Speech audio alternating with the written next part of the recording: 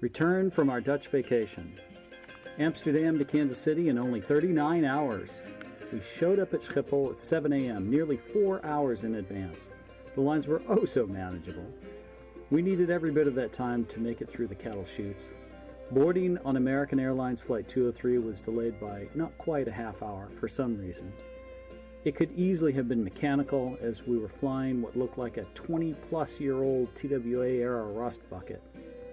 During the boarding process, two dudes, we'll call them Beavis and Bro, had to deplane with some sort of urgency.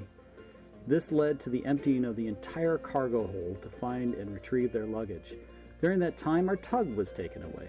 Then we got a new tug, but our ground personnel went missing. Then we got our ground personnel back, but we lost our air traffic control slot. We lost track of how many times the tug personnel ATC cluster dance went on. Finally, it all came together, sort of.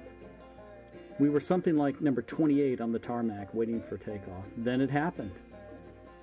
We have clearance, Clarence. Roger, roger. What's our vector, Victor? Airborne, finally. Our pilot assured us that we would make up time, so on we flew in our rickety old rust bucket. Then Roger gave us the news.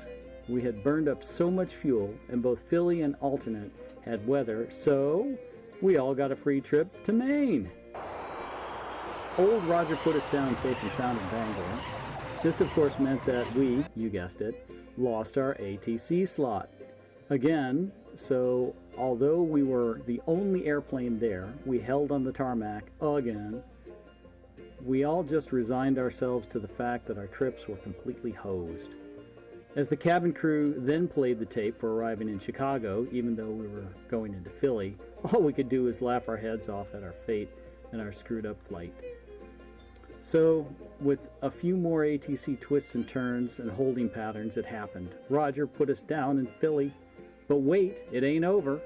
We taxied and held in front of the plane-choked terminal as we waited for an open gate and, you guessed it, ground personnel. There were crazy long lines at ICE kiosks, which were clearly designed to make things fast. The helpers from American Airlines just held passengers up so they lost their positions in the line. TSA was about as effective and insane as ICE. They got all tripped up about a block of cheese, but failed to find the alcohol hand sanitizer I left in my bag.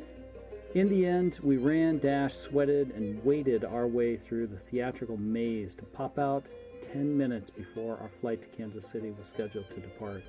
We made it to the gate just in time to watch the plane push back. Clearly, a 10-minute departure hold was not what American Dispatch was thinking. Picked the wrong week. Quit sniffing blue.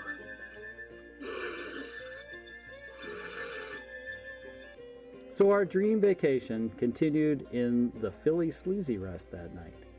In the morning, the first of two rust buckets took us to beautiful Dallas-Fort Worth. As we boarded the second plane, Roger, too, told us of a dad-blame maintenance hold. So after 39 hours of travel, 4 legs and 3 stops and 3 American rust buckets, made it to Kansas City. Thanks for the tour, American. We'll be sure to fly you again if we have a ton of time to spare.